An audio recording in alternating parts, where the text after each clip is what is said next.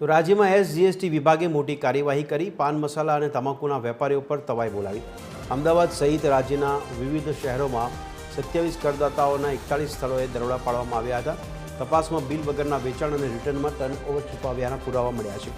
આ તપાસમાં 6.54 કરોડની મોટી કરચોરી સામે આવી છે। વિભાગે તમામ દસ્તાવેજોની ચકાસણી શરૂ કરી છે અને હવે કરચોર વેપારીઓ સામે કડક કાયદેસરની કાર્યવાહી કરવામાં આવશે। B2C વ્યવહારોમાં પારદર્શિતા લાવવા એસજીએસટી વિભાગે આ અભિયાન વધુ તેજ બનાવ્યું છે।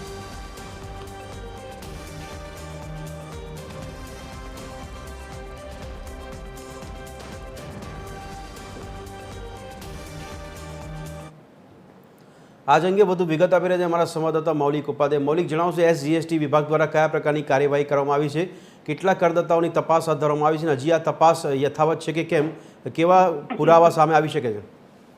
હા, બિલકુલ। પાન મસાલા, બીડી, સિગરેટ, સોપારી અને તમાકુ ચૂનાના વેપાર સાથે સંકળાયેલ કેટલાક વેપારીઓ દ્વારા બિલ વિના વેચાણ કરવામાં આવતું હોવાનું જીએસટીના નિયમોનો પાલનમાં ગેરરીતિ આચરતા હોવાનું જે જીએસટી વિભાગ છે તેને માહિતી મળી હતી અને તેના જ આધારે અમદાવાદ, ડીસા, પાલનપુર, પાટણ, બેચરાજી, રાધનપુર, વિસનગર, ઊંઝા, મહેસાણા સહિત 27 કરદાતાઓના કુલ 41 ધંધાકીય સ્થળોએ એક સાથે તપાસ છે તે હાથ ધરવામાં આવી હતી, જેમાં બિલ વિના વેચાણ થતું હોવાનું પણ સામે છે જીએસટીની તપાસમાં આવ્યું હતું અને આ તપાસ દરમિયાન 6.54 કરોડની જે ચોરી છે તેનો પણ પર્દાફાશ છે તે જીએસટી વિભાગ દ્વારા કરવામાં આવે છે।